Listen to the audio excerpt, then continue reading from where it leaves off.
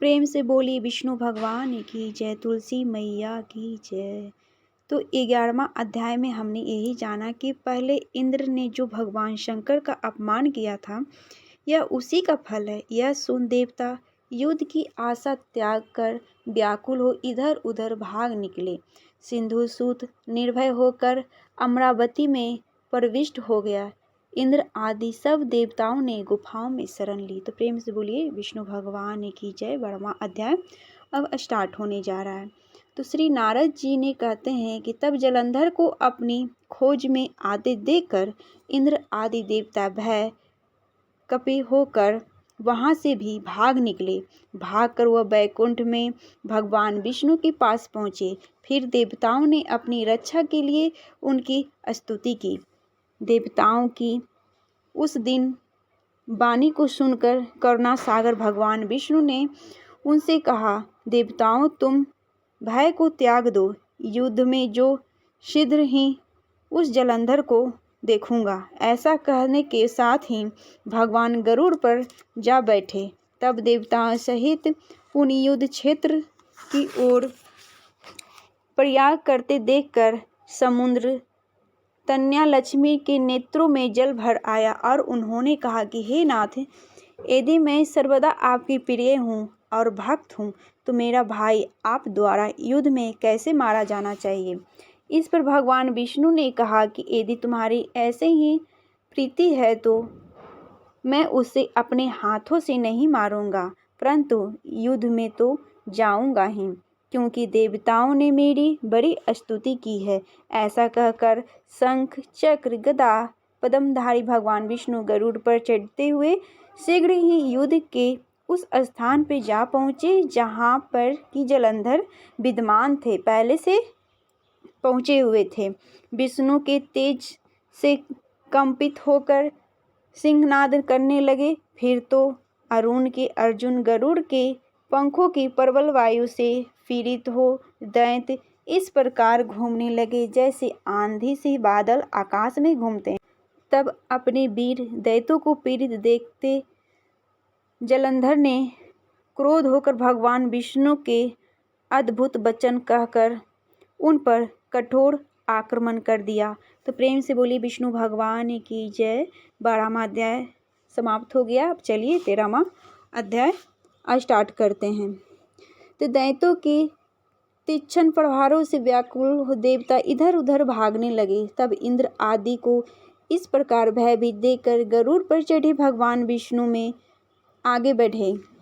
उन्होंने अपना सागर नामक धनुष उठाकर बड़े जोर से टंकार किया। त्रिलोक गूंज उठा। पल मात्र में ही भगवान विष्णु ने हजारों दैत्यों के सिर काट गिराए।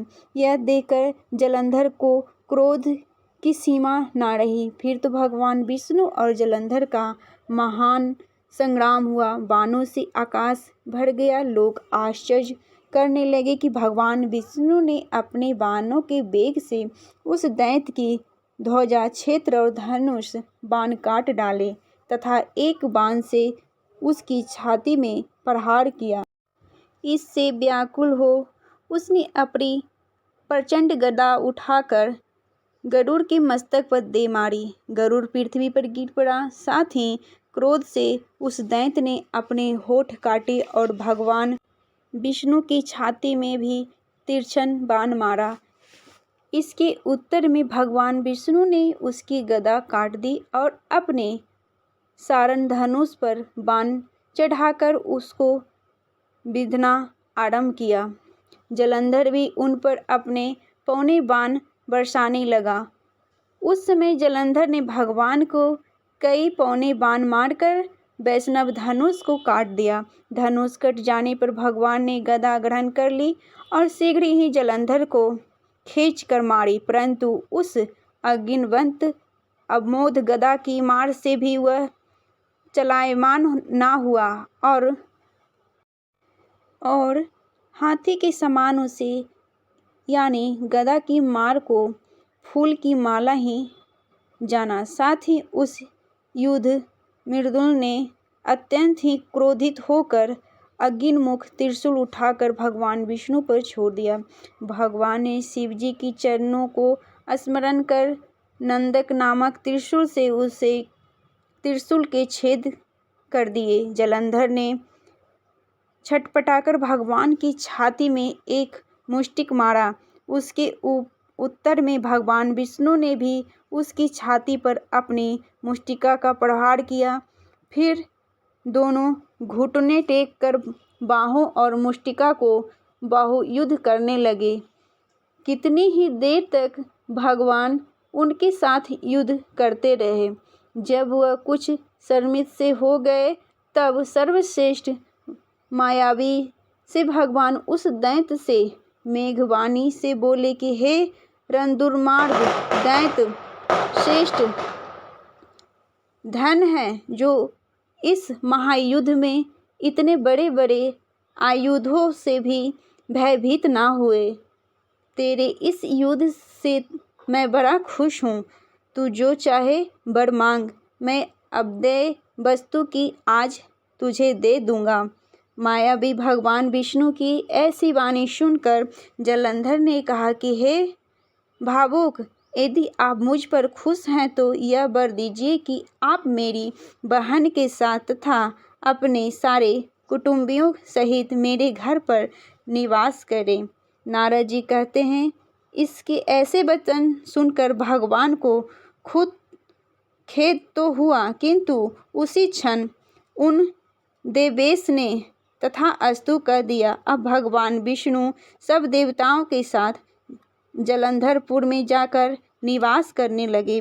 जलंधर अपनी बहन लक्ष्मी और देवताओं सहित भगवान को वहां पाकर बड़ा प्रसन्न हुआ। फिर तो देवताओं के पास जो रत्न आदि थे उनके स्थान पर दैत्यों को स्थापित करके जलंधर पृथ्वी पर आया। निशुंभ को पाताल में स्थापित कर दिया और देव, दानव, यक्ष, गंधर्व, सर्प, राक्षस, मनुष्य आदि सबको अपना वशवर्ती बनाकर त्रिभुवन पर शासन करने लगा। उसने धर्मानुसार सुपुत्रों के समान प्रजा का पालन किया। उसके धर्मराज में सभी खुशी थे। तो प्रेम से बोली विष्णु भगवान की जय, माता तुलसी की जय। तो फ्रेंड्स, हमारा 13वां अध्याय समाप्त हो गया और फिर मैं 14वां अध्याय लाऊंगी। और मेरे चैनल पे अगर फर्स्ट टाइम विजिट करें तो प्लीज़ सब्सक्राइब, लाइक, कमेंट जरूर करिएगा। जय माता दी।